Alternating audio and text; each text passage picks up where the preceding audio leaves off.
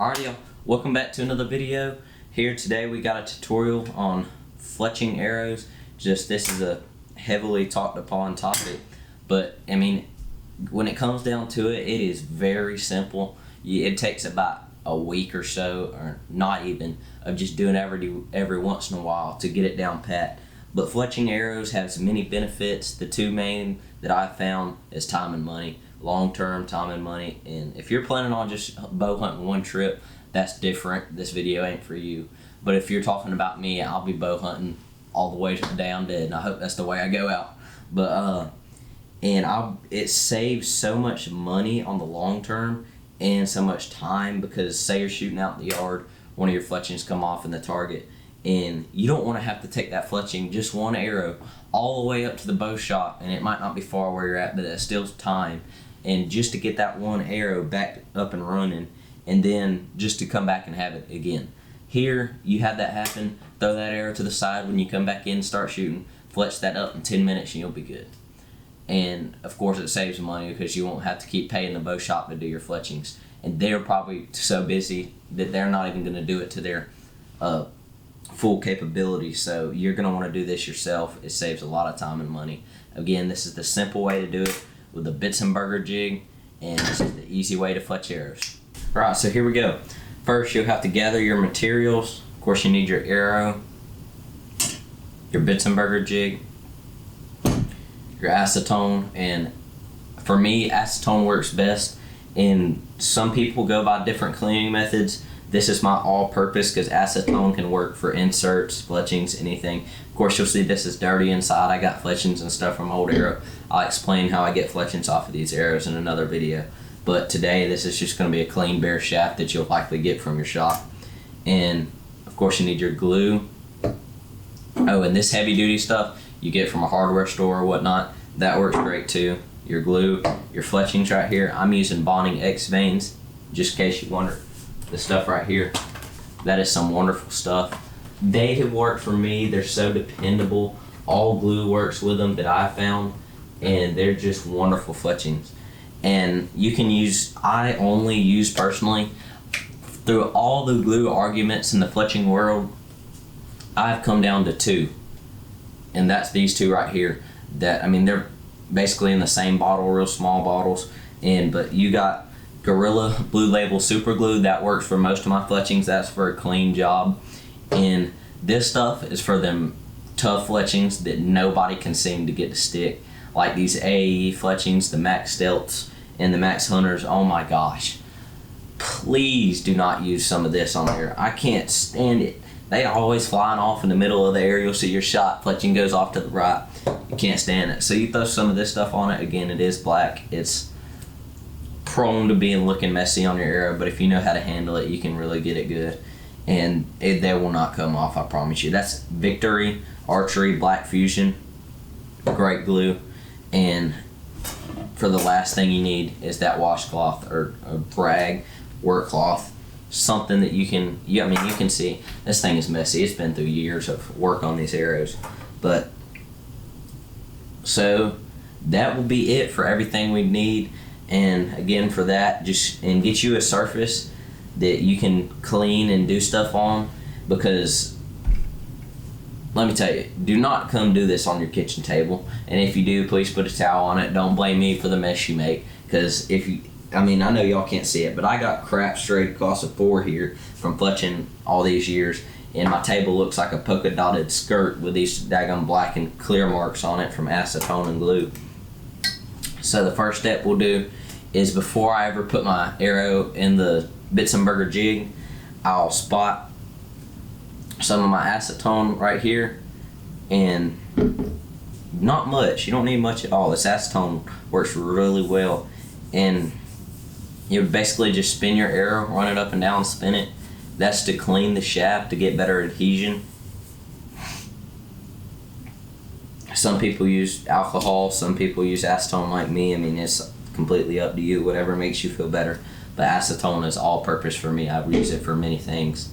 And then you'll grab your fletching, the Bonding X veins for me, and you'll see these tick marks on the bitzen, and whatever feels the best to you. that's where you'll put your fletching. Just line the back of it right there, and depending on what you like, you can mark with Sharpie different colors depending on which vein you're using. Line it up with the back there. Grab your glue. Actually, before we go out the glue, we'll do the same thing we did before. Spot a little piece of your acetone, not much at all, you don't need much, that was actually a little bit more than I need, and you'll run it up that fletching like this. That's for better adhesion also. You'll run it up that fletching of that Bitzenberger and just sit here for a couple minutes, or not even a couple minutes, 15 seconds is all you need. And from running that on the arrow, it's already dry, so here we just got the fletching now. And for the glue, it's probably about dry now, so we'll get to it. For the glue, the amount is what's the best, works best. So many people want to glob it down or barely put any. You gotta make a spot in between there for you to get the best adhesion. So let's get to the glue. Alright, so here we go with the glue. Like I said, you don't need much at all. Just get that fine line. I grab it with a grip like this, and I mean, it don't matter. Knock it on there to get it coming out good. And just, what I do is I'll barely string a line across there, and not much, but not too less. If you can see that, there's bubbles and stuff throughout them. So there's bubbles, if you can see that. And what I'll do is I'll take the tip of that and just knock it even.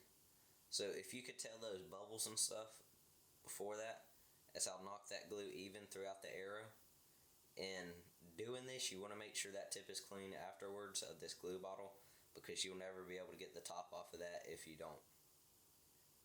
So basically, you'll knock that, and if you look down the arrow like this right here, you just look down it, you can tell which spots you need to evenly straight out across more. Again, when I do this, I'm not putting glue in it, I'm just knocking it to where that glue settles out even across that fletching. And if there is a spot that obviously needs some more glue, I will. I just did that now. I'll put a little bit more glue there, and just make it where it's an even row across that fletching bed of it.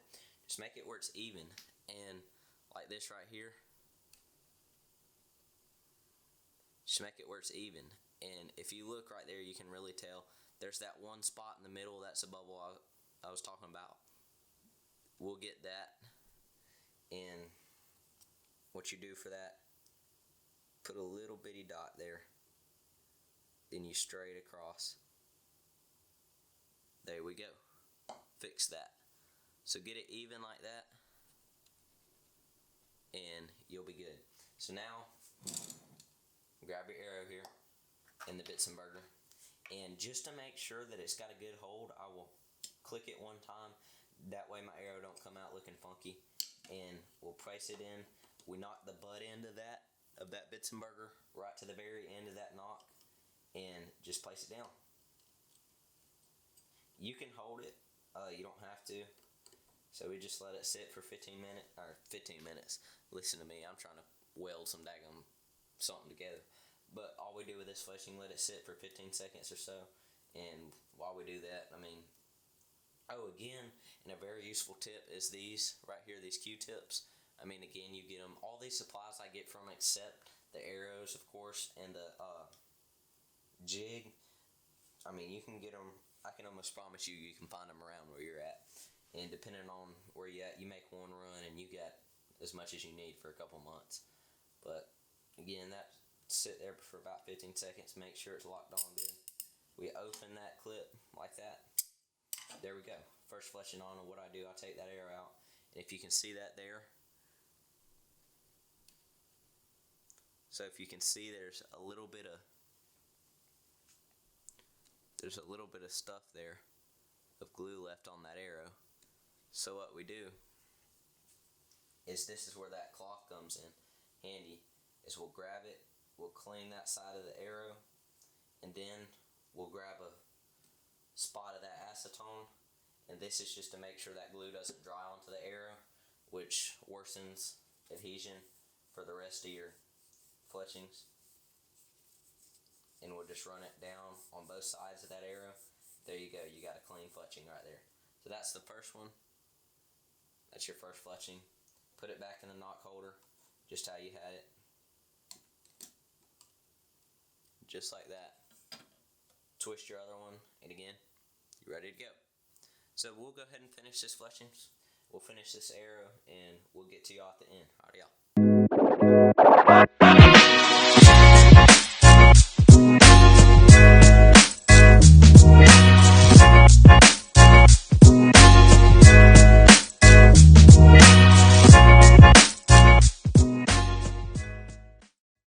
Well, there we go. There's my 4 fletched bonding fletching with my Bitzenberger arrow.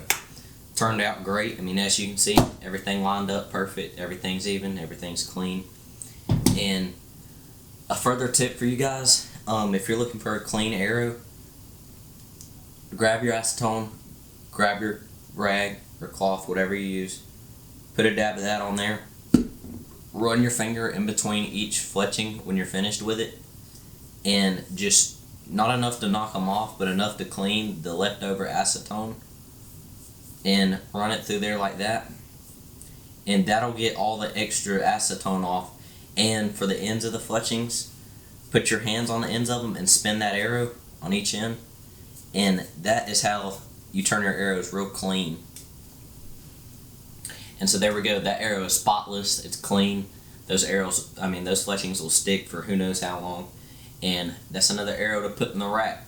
So thank y'all for watching that video. If you have any questions, just comment me in the section below. I'll put some more information in the description. But there you go. That's fletching with a Bitzenberger jig, the easiest, and how I do it. At least that's how I do it. Save money and time in the long run. Get you a jig, start fletching, get ready for the season. Alright, y'all. Good luck.